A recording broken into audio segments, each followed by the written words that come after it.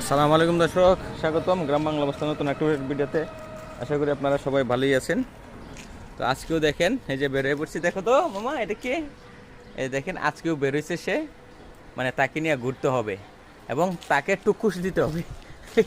আর টুকুসটা কি এটা আপনারা অবশ্যই বোধহয় জানেন না, কারণ তার ভাষা মানে কিছুটা জাপানি ভাষার মতো।